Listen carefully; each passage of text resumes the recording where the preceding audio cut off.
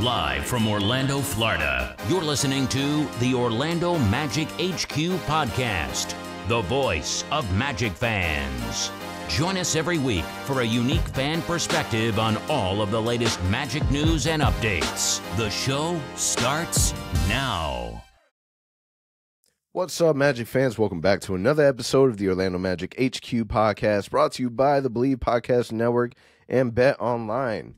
We're your hosts, Al, myself, Anthony. Today is April 26th, Friday, and we're recording this Thursday night, and the Orlando Magic just put a chancleta on the Cleveland Cavaliers. We gave them a whooping of a lifetime, which is well-deserved because these last two games prior to Game 1 and Game 2 have been rough.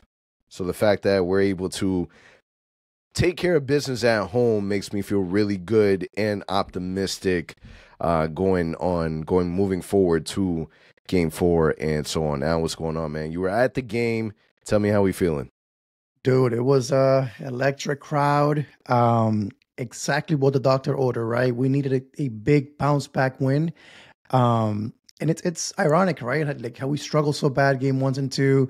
People kept talking so much trash about the Magic. Oh, they can't score. Yeah, here's the Cavs. Game 3, 83 points. Struggled big time from three-point shooting. But man, shout out to the players. They found a way to I mean, it's hard, man. Mentally it's draining when you lose games the way they did games 1 and 2. And to come home and bounce back the way they did. I know the crowd was gonna energize him. We all knew that, but dude, what a ass kicking tonight was, and that was such a great thing to see. So it was exactly what we needed. Yeah, we're going to spend a little bit of time today really talking about our thoughts on Game 3. But before we get into it, just a quick word from our sponsor, Bet Online. Bet Online is your number one source for all your summer sports this season, from Major League Baseball, golf, NBA, and NHL playoff stats. All the latest stats, news, and scores available to follow your favorite teams. Get the latest odds and lines, including the latest teams, matchups, player props, and odds on just about every sport that's out there. Head to the website today to use your mobile device to get in on the action. Bet Online, where the game starts. So let's first talk. Let's take it a step back. So Game 1, Game 2, you start Jonathan Isaac. Jonathan Isaac had a very explosive game. The last game of the season, which, in my opinion, he clearly deserved to be the starter going into the playoffs. And I was not mad at that decision whatsoever. If anything, I embraced it. However, after these Game 1 and Game 2, an adjustment needed to be made. And I really like the decision from Coach Mose on putting Jonathan Isaac back on the bench and starting Wendell Carter. And not necessarily because Jonathan Isaac didn't play well, but more because you're leaning towards what you know and what has worked well in the past. And I think that when you remove Jonathan Isaac from that second unit, the second unit really struggled. You know, we talk about Cole Anthony and how he struggled. We talked about, Joe Ingles was a non-factor with so many different things that you can point to. But the second unit, they felt a little flat. And we got a chance to be able to see, extended minutes from Wendell. And I thought Wendell did a really good job with Jarrett Allen in the aspect of he just looked like he was out there banging. Like he was just throwing his body around. And I think that as strong as Jonathan Isaac may be and all his defensive tenacity and everything that comes along with that, I think being able to switch that up a little bit really threw Cleveland off their feet. In some regards. And I thought that kind of gave us an advantage. I really like the way that we looked out there with that lineup like that. It definitely needs to stay. And I think that the focus really was on Wendell going back to the starting lineup, really just put a body on Allen at all times. I think that was the mission. And I think that was what was discussed the last couple of days. Like, hey, you're going to go back in the starting lineup. We need you to just put a body on him. Every time a ball goes up, that's your focus. And I think that also helped Paolo grab more rebounds because, again, Allen is not there anymore. They were just falling in his hand. Like, they were falling in his laps every single time. I think he ended up, with 14 rebounds for Paolo. But I love that change. And not for nothing, Jai is a great, great defender. But unfortunately, Allen was proven to be too much, unfortunately, for him to handle. So I agree with you. I think that it was a needed change. And again, the boost that Jai gave to the bench, it was noticeable today, right away. Yeah, and shout out to my brother because he's the one that kind of brought it to my attention a couple of days ago, or even before the series started, where he was kind of like, "Listen, if you start Jonathan Isaac, Jalen Suggs is the anchor for the starting lineup for us defensively. You take Jonathan Isaac out of the second unit where he was a defensive anchor for them, you're kind of again you're leaving that whole entire team where they're not going to be able to lead from their defense because we know shooting wise we struggle and our offense comes from our defense. So I really like the balance. And I was a little worried because in the beginning of this game did not start well for us. Our shots were not going in. And then little by little, man, the shots started going in. I felt like Paolo Banchero, every time he shot the ball, the basketball that he was shooting had a magnet to the rim because, man, everything that he was throwing up, no matter how forced it may have looked like, no matter if I thought the shot was a bad shot, he was making buckets, man, and not just scoring, but he was scoring with swagger. He was talking smack. That really difficult shot that he had over Donovan Mitchell, man. When he hit that shot, and he kind of put his hand to the ground, insinuating that Donovan Mitchell, you too little to hang with me, man. I loved everything about it, and I thought that, man, what a game or what a boost of confidence this team absolutely needed to be able to see the ball go into the rim from Gary Harris to Cole Anthony to Franz Wagner to Paolo Banchero. We talked about how defense has really, our defense has been solid in the sense where we were keeping the Cavs, keeping these games close. Even when it looked like they were playing really good basketball game 1 and game 2, we were right there.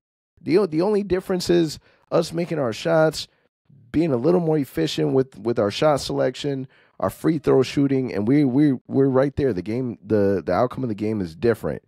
And today, I don't know how Cleveland could leave, today's game with any type of positive. There's nothing that they can take. There's one thing to lose, but to lose in a playoff game by damn near 40, it's embarrassing. It's embarrassing. And there's nothing like.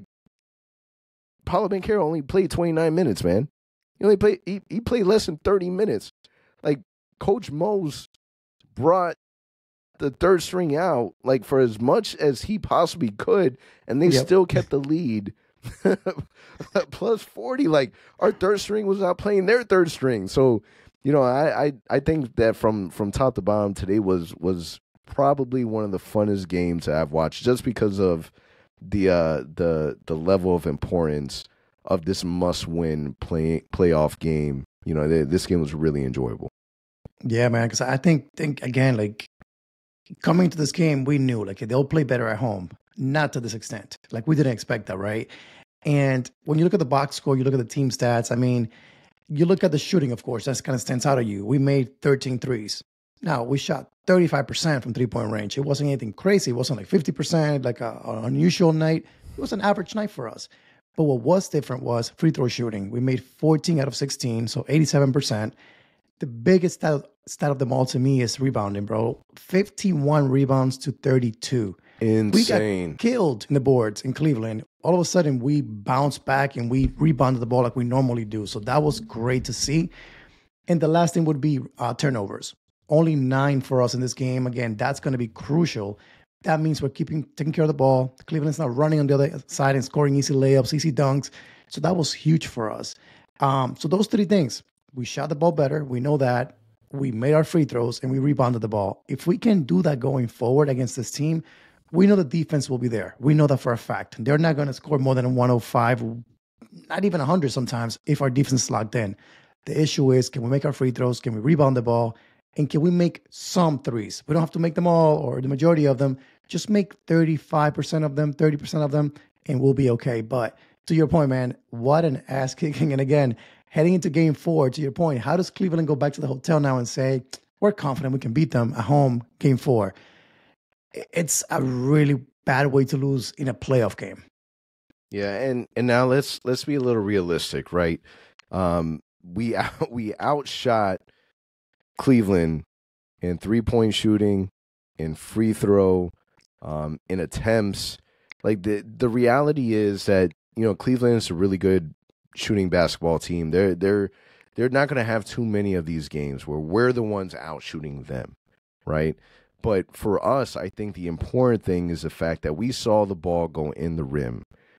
Defensively, man, keeping them from scoring under 90 points in the playoffs with them having a juggernaut in Donovan Mitchell is not an easy thing to do.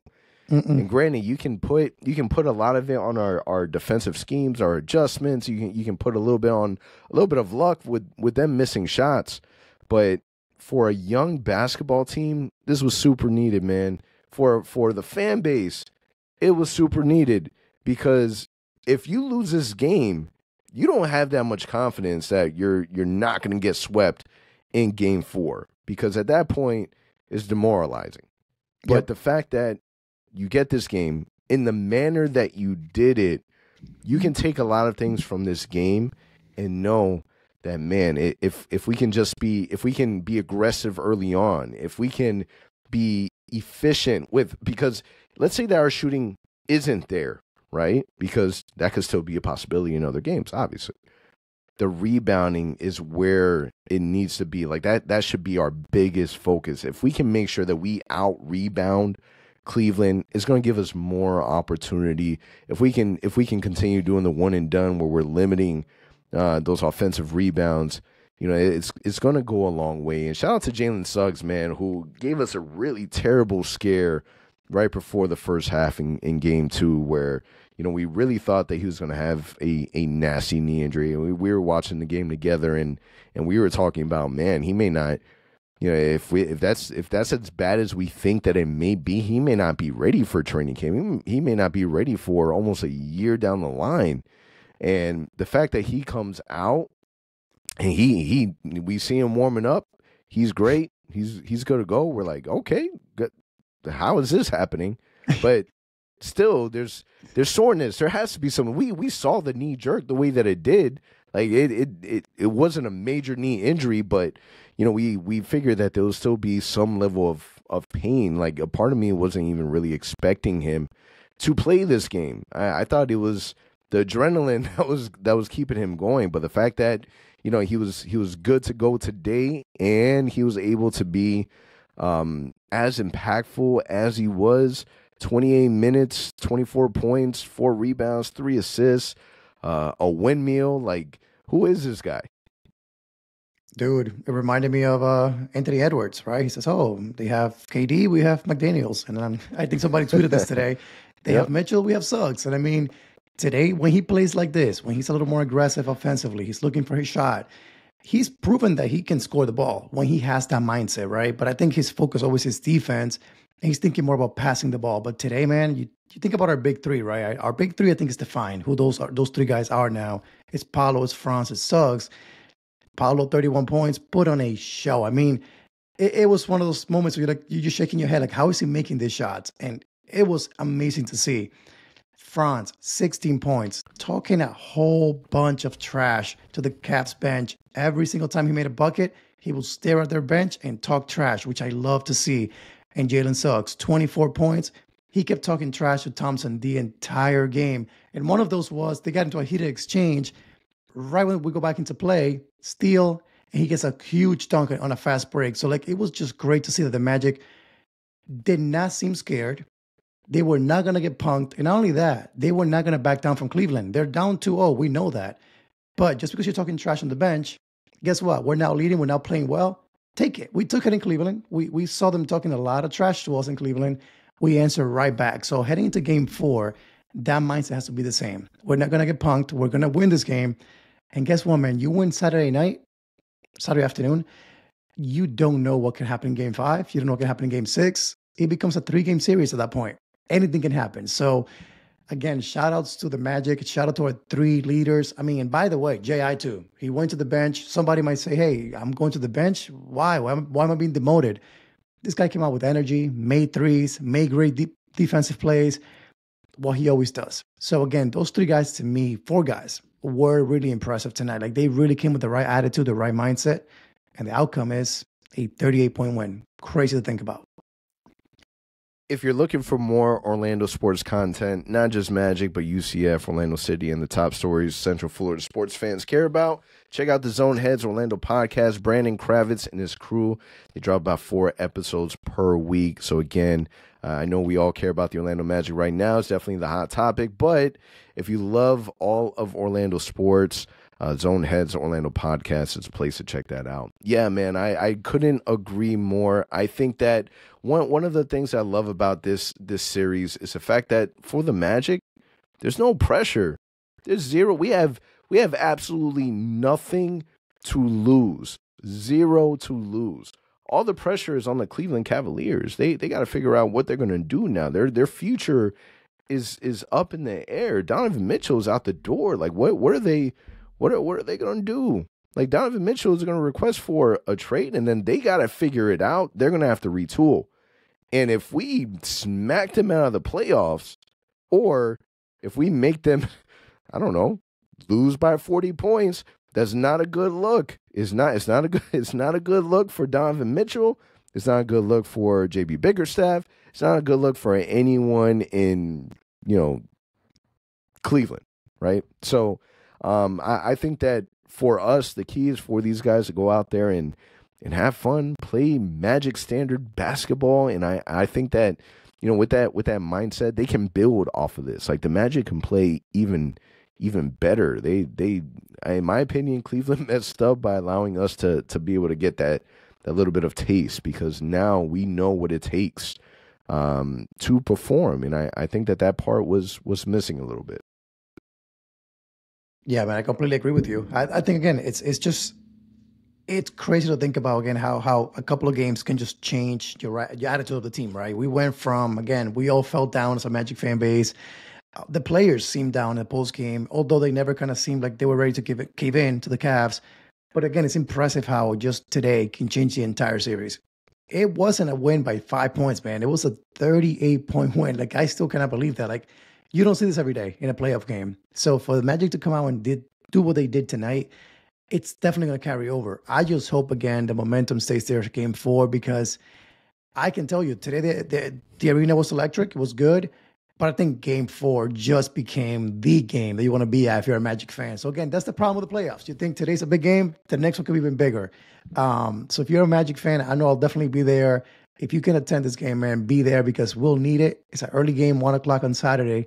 But again, the energy right now in the arena, the fans at the end of the game were chanting, let's go Magic, going down the stairs. Like, outside the arena, they had a watch party, and people were there after the game, again, high-fiving each other. Like, it was something that I had not seen as a Magic fan since I moved to Orlando. Like, even when we won with Vooch and the crew before, the energy was not the same after the game. Like, we won, great, cool, we all went home.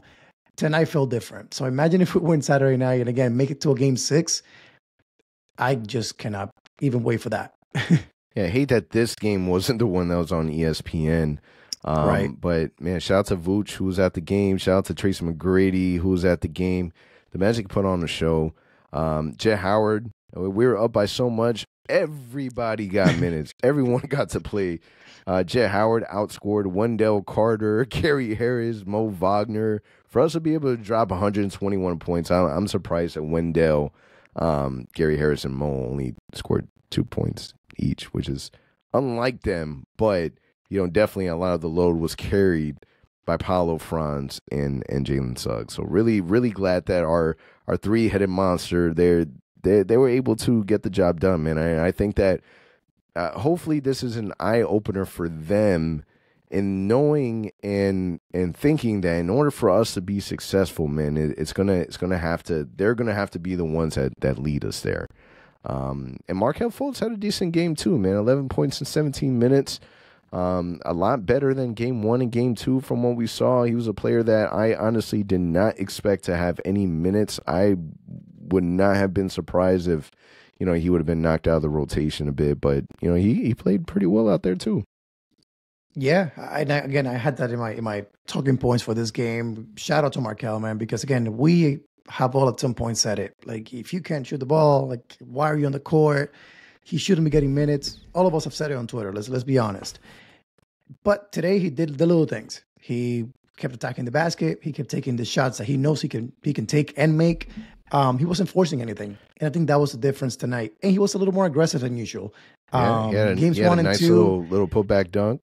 yeah, games one and two, he seemed to be kind of too passive. Like he was just looking to pass every time he touched the ball. Today it was more like, okay, let me assess the floor. Let me see what I can do. It's not there, I'll pass it out. But if it was there, like Sam Merrill got matched up with him a couple times, he went right at him. I'm like, okay, that's more like it. The little step back mid range jumper that he's money on, he was looking for that today. So we need Markel to be Markel to have a chance. So the fact that he played what tonight, 17 minutes, if he can be aggressive, he can make a big difference off the bench. Now, the one guy I will call out a little bit is our vet, man, Joe Ingles. I feel like he has been extremely quiet. And again, even Gary Harris, once again, stepped back, only 2 points tonight. Our vets, man, I will say it again and again. You are being paid a decent salary to be in Orlando because we need vets that can shoot and that can lead these guys. But to have 2 points for Gary Harris, 3 points for Joe Ingles, that's not going to cut it to me, man. Like in the playoffs, you got to find a way to be more aggressive. Zero points for Joe Ingles. He ended up with, oh, yes, I'm sorry, I'm looking at the wrong person. Scoreless. 0 points. So, like, that can happen. If you're a vet, we're counting on you to lead these guys. You got to be more aggressive. He took, what, 1 shot tonight? Gary Harris took 3 shots. Like, that's just not going to cut it. So in game 4, I need those guys to step up and be those vets. Game 2, Gary Harris was good. But games 1 and 3, no.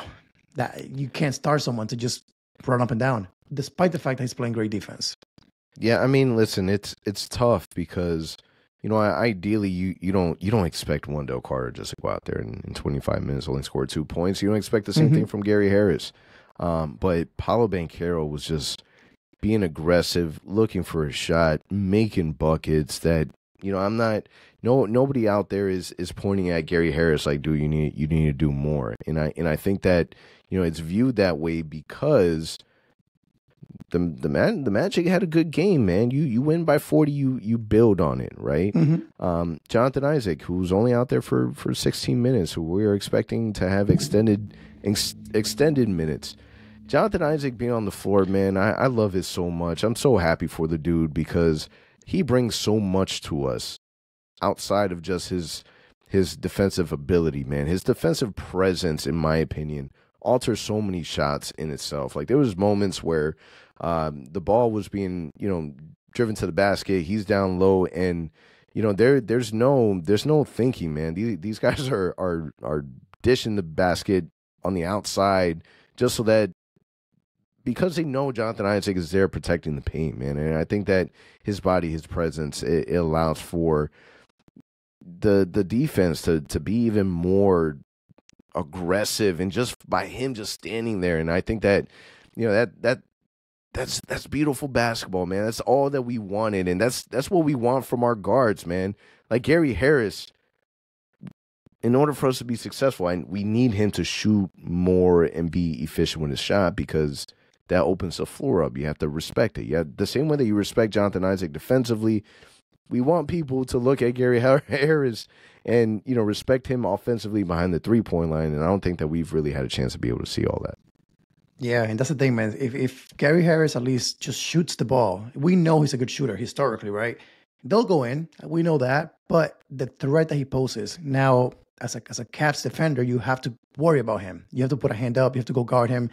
But if you know he's just going to pass it and only take, 3 shots a game, guess what? I'm going to stay with Paolo. I'm going to stay with Franz and help out on those guys so they don't go to the basket. So that's just the thing. Like, he opens up the floor so much for Paolo and Franz. And same thing with Ingles when he's on the court. If he's playing with Franz or with Paolo, he's helping them out, open up that lane to the basket. So, again, hopefully we see them kind of improve a little bit. Again, not everything has been perfect, because if this pod has been recorded after games 1 and 2, we would have been in a whole different tone, right? It would have been like, oh my God, what are we doing? We need change. We need shooters. That would have been the topic, right? So those are still facts. It's still accurate. We're just not talking about. So again, this game was incredible. If you're mostly, you want to, again, high five those guys, hug them, enjoy the moment. But understand, in game 4, we got to come out with the same energy, same attitude. That dog mentality of, hey, again, we're not going to get punked. We're not going to we're not afraid of you guys. That's as simple as it gets. We're not afraid. We're equally as good defensively. And hopefully, because we're playing at home, the shots will continue to fall and carry on to Cleveland when we go back for game 5 and hopefully more than that. But overall, man, impressive win today. Again, as a Magic fan, you got to enjoy this moment. I tweeted this.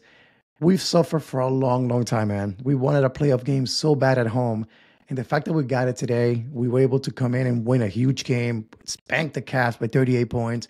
Enjoy this moment. Enjoy this Thursday evening, your Friday, your Saturday morning, and then come ready to cheer on the team on Saturday because, again, they'll need us. But this moment right here, we've waited for what?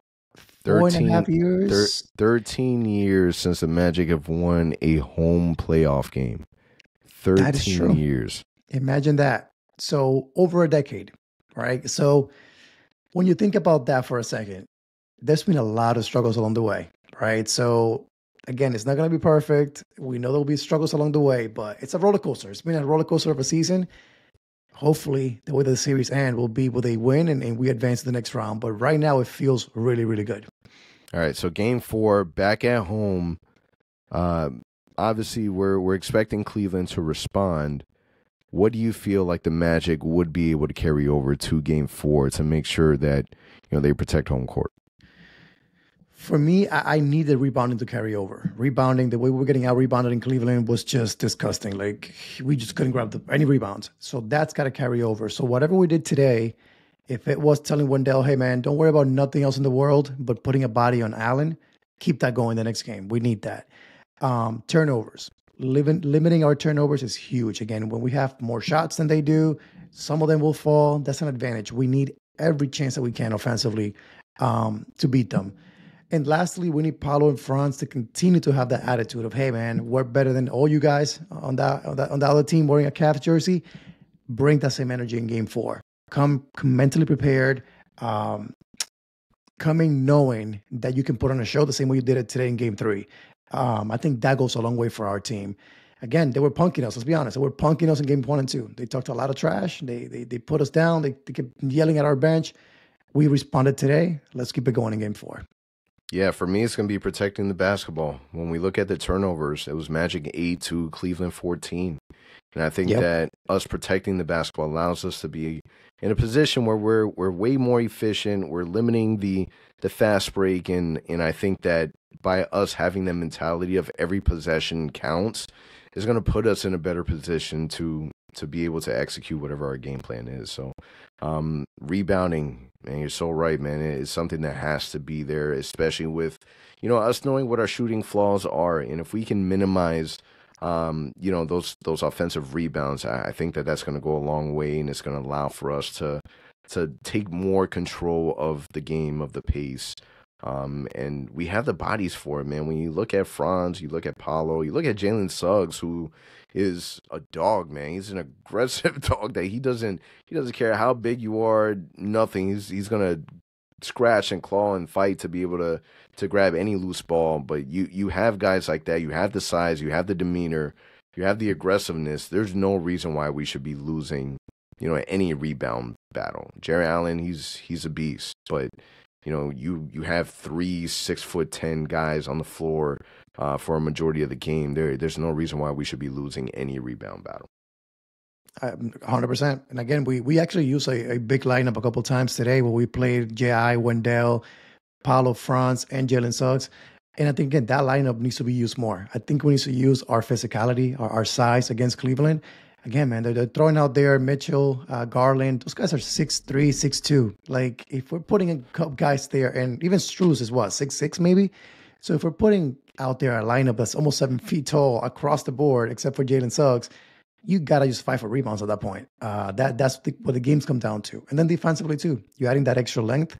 It goes a long way. So, again, whatever you can take from today, try to carry over as much as possible to game 4. And again, man, next time we record this pod, it could easily be heading into a game 6 and 7, which will be crazy for us. Yeah, Magic take on the Cavaliers again Saturday, 1 p.m. on national television. I'll be out that game. Shout out to you, Yachty. I appreciate you, man. Al, you'll be at that game as well, right? Yeah. Yes, sir. I'll be there. Yeah. Cool.